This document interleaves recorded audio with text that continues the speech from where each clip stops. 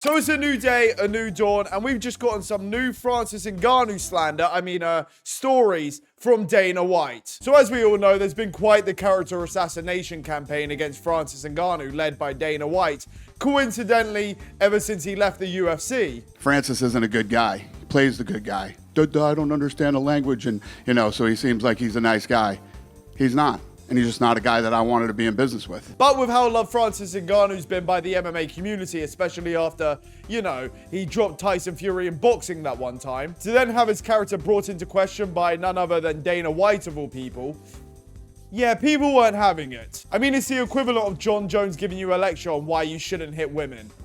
Or it's the equivalent of Dana White giving you a lecture on why you shouldn't hit women. But regardless of all that, after recent events, it seems as if people have started to change their minds and, well, they're, actually agreeing with Dana on this one. I mean, based off the comments from when Dana White was shitting on Francis Ngannou, ain't nobody buying that shit. But as of recently, turns out they couldn't agree with Dana anymore. And though Dana White doesn't exactly need validation from fans to take a chance to shit on Francis Ngannou, after being on the Flagrants podcast this weekend, you'll never guess what he did.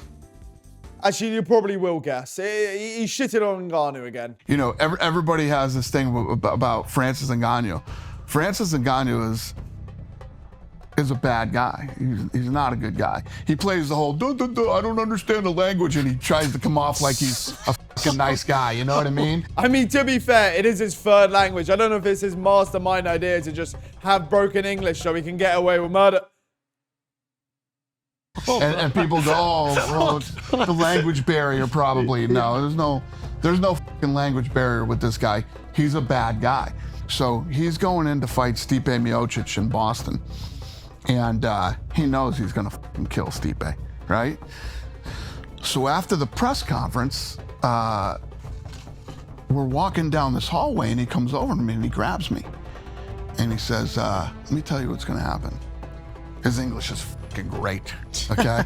No language barrier whatsoever. Now, I don't know if I buy this. Francis Ngannou's been hiding this perfect English from us all this time, even though it's his third language. But the way Dana explains the story gives off the vibe like he's a movie villain that you didn't know could speak, and then just starts speaking to you at the end when no one's around. It gives me the vibe of when Woody started tormenting Sid by speaking to him and making him shit his pants because he didn't know he could speak perfect English. When this fight's over, you're gonna book me a private plane to Paris. And I said, I laughed and said, oh yeah, he goes, I'm not joking. You're gonna book me a private plane to Paris. So, okay. Now, I'm not saying this story didn't happen, but what I do have my doubts about is the idea that Dana was getting gripped up by Francis Ngannou, being held ransom, and Dana apparently was running a nonchalant gimmick. As if you wouldn't be shitting yourself with Francis Ngannou gripping you up while speaking perfect English. You get full access to the Performance Institute, and you can eat there for free. Everything's free and do all this stuff. This guy was fucking living there, right? And he had just fought, and he comes up to my office. I said, "Come on in. What's going on?" And he was pissed off that he didn't get a $50,000 bonus. And I said, "Well, Francis, you didn't get it because this, that." And he's in my office and he's arguing with me. And I'm like, yeah, this guy got this guy got that, and this is why. The conversation's over, I'm starting to leave, and he grabs me by my shirt. Fuck. And like pushes me back in my office, and I said, dude, get your fucking hands off me. Yeah, I doubt he said it in that tone. I could see in this guy's face, and in his eyes, and in the way he's acting, who this guy really fucking is, Then my guy Hunter, they were talking about something. It might even have been the same thing. And when Hunter started to walk away, Francis grabbed him by the fucking back of his collar and fucking pulled him back. Said, we're not done talking yet. Now, whether or not the full details of this story are true or not, what I've learned from all this is the fact that apparently Dana White and Hunter Campbell are just getting bitched backstage, and you only ever hear about it if Dana has a personal vendetta against them. Which then makes me think, what's John Jones been doing to this man? And granted, it's Dana White on the Flagrant podcast. It's not as if he's never talked out of his ass and blatantly lied on that podcast before. We have more followers than every single professional sport. Every professional sports team, we have more followers than them. in 15 months. Wow. More than like Real Madrid or like these soccer teams? I don't know about the soccer teams, but I would say yes. Nope.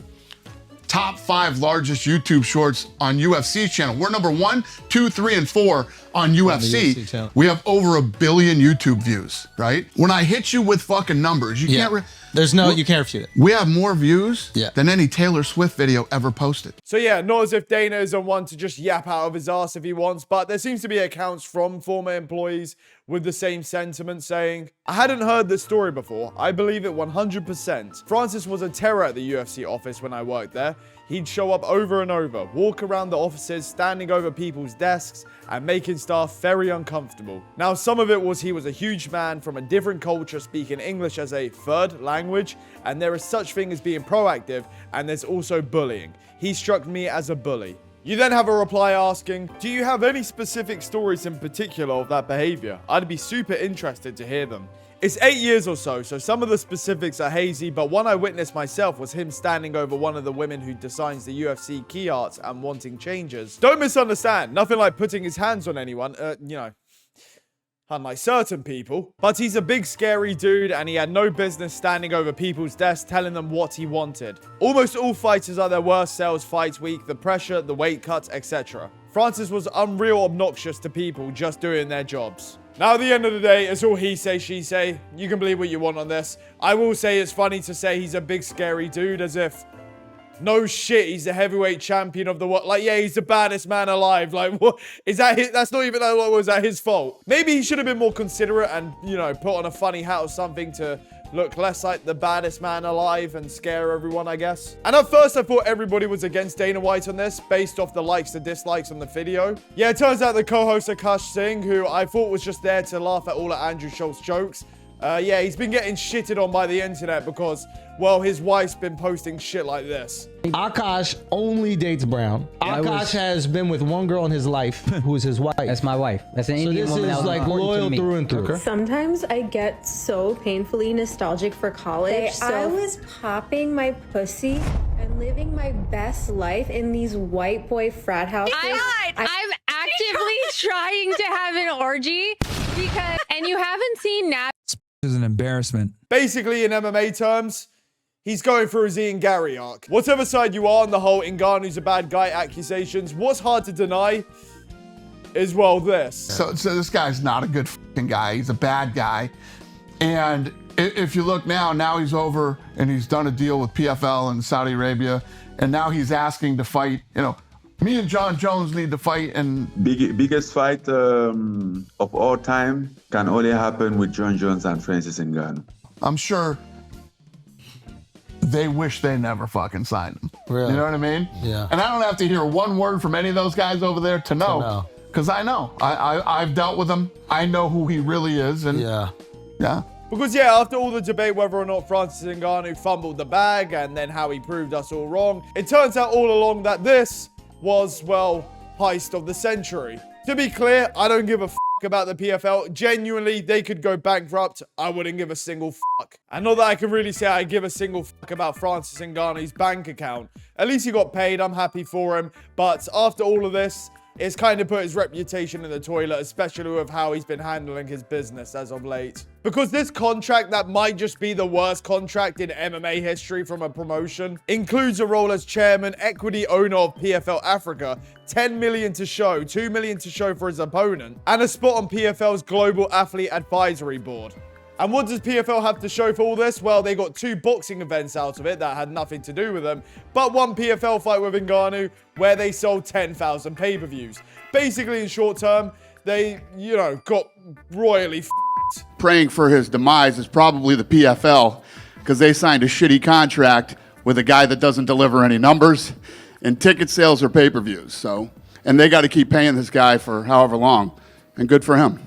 And not good for them. And with it being bad enough that this could be the catalyst for the PFL going under, having to pay $12 million for a main event that can only sell 10,000 pay-per-view buys, which I don't know what the PFL were thinking. The UFC barely have a heavyweight division. I don't know who they thought they could match Ngannou up with. But at least they have Ngannou as the chairman of PFL Africa, which is something he wanted in the contract, which he's, well, yet to even show up to. And seems to be the first public point of Dana White probably being right on the fact that the PFL probably regret doing this shit. This is the Don Davis quote. We have it here because I think it's important to get it right. Someone asked him about you not being at the events, and he said, "I'm not going to hide it. I expected him. This is part of his vision. We worked for 2 years. I'm direct and say what I think. I'm disappointed.